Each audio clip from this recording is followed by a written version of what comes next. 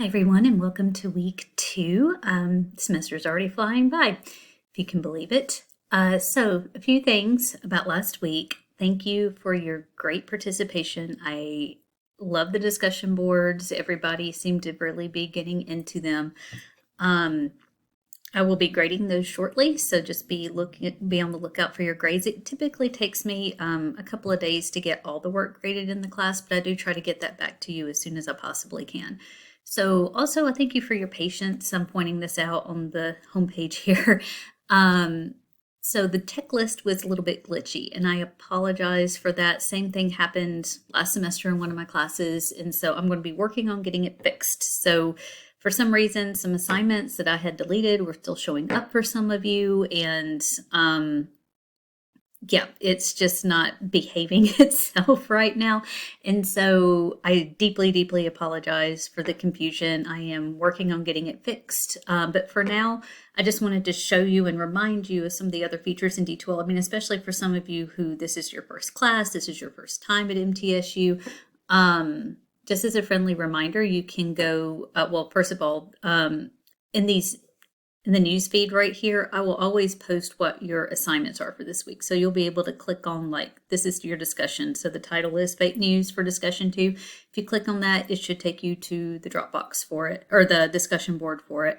And the same thing here, this should take you directly to the Dropboxes for these two assignments. So and I'm going to insert the video here. I just wanted to demonstrate.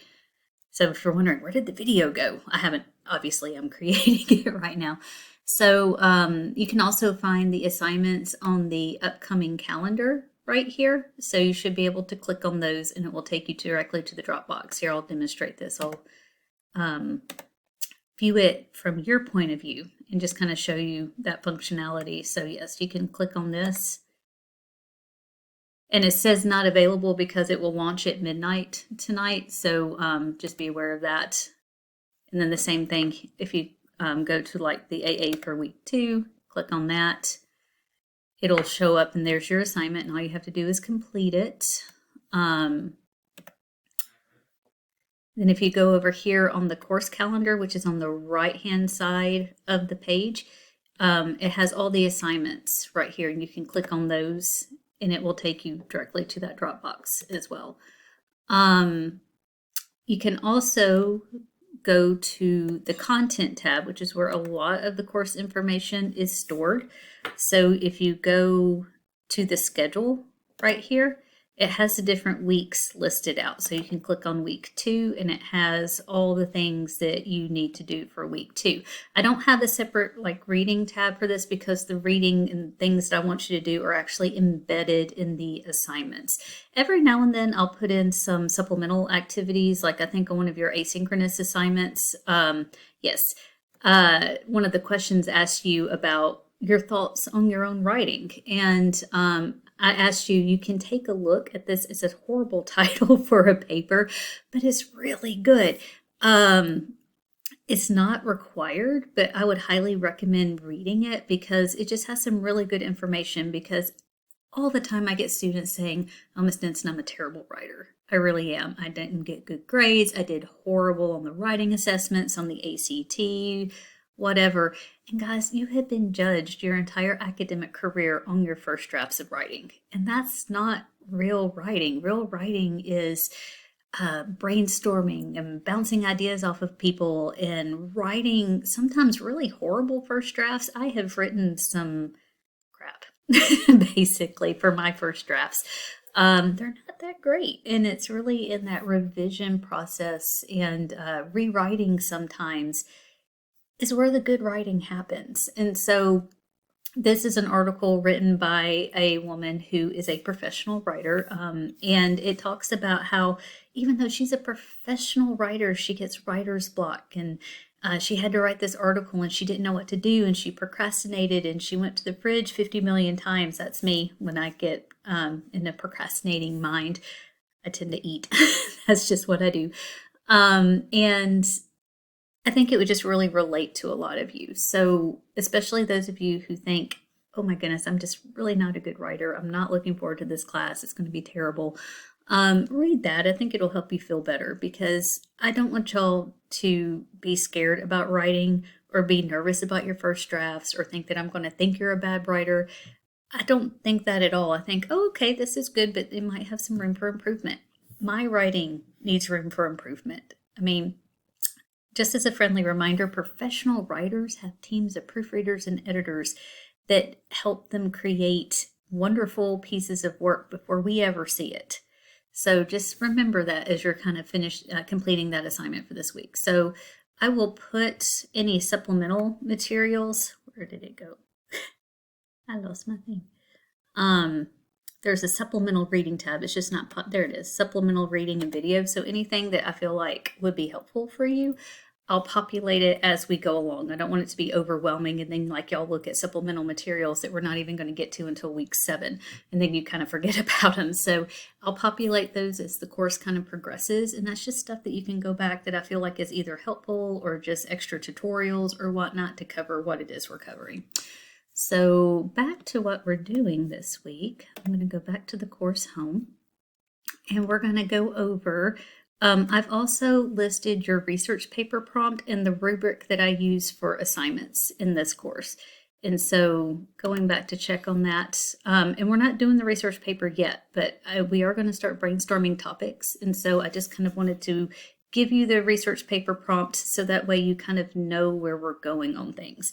So of course, this concentrates on research writing. We're going to be doing that proposal, annotated bibliography. We're going to be doing assignments to help you with quotation integration, those introduction and conclusion paragraphs, how to incorporate images, fun stuff like that, all throughout the course. But when it comes to your topics, you can write about whatever you want. I want you to enjoy what you're writing about, because in college, you're going to be writing a lot of research papers. And if you go on to grad school, you're going to really be writing a lot of research papers. And so I figured this is one of the few times that you can actually pick something that you really want to write about. So, but it has to be something that you can research. So for example, I once had a student want to write about her grandfather. She's like, I want to interview my grandfather and write about him. I'm like, that's great, but what did he do? And so it needs to be something that you can actually research and get sources on. And so in our discussions about our grandfather, we started thinking, okay, well, what has he participated in? What historical events has he witnessed? And so maybe we could go at it from that angle. And he was a Korean War vet, so she could write about the Korean War, but include her grandfather's experiences. Or he witnessed not witnessed, but he was alive when John F. Kennedy was assassinated. So she could potentially write about the assassination and include an interview from her grandfather about the assassination attempt. I mean, that was just a suggestion. So that way she could still write about her grandfather, but it was more of a topic that she could academically research. You can do a biography. I've had students do biographies on celebrities or historical people, report on a historical event. I'd had a student do the Siege of Leningrad. Really interesting paper, very detailed. He was a history major, so he was very thorough. You could tackle a controversial topic. I don't mind. You could hit. Last year, I had a student write about immigration on the border, and it was a really good paper. She did a thorough research on it. I have students do conspiracy theories, and those are a lot of fun. If you like those conspiracy theory type things, then go for it. Look up the Denver Airport conspiracy theory if you have some free time. And that one's a fun one to kind of go down the rabbit hole about. But you can also write about something that interests you or something that you want to know more about. Like last year, I had a student that was going to be she was deciding what she wanted to major on. She was going back and forth and flip-flopping, and she really wanted to do, one of the things she was thinking about doing was forensic anthropology. And so she wrote her paper about the body farm that's associated with the University of Tennessee, Knoxville. And that's where people donate their bodies to science and they bury them. And then every few days, the poor students have to go like dig them up, or they leave them out in the woods or underwater because they study decomposition. And I thought that was going to be a really freaky paper, but it turned out to be really good. But if she didn't know a lot about like the history or what it was, and she just wanted to learn more about it, so she wrote her paper about it.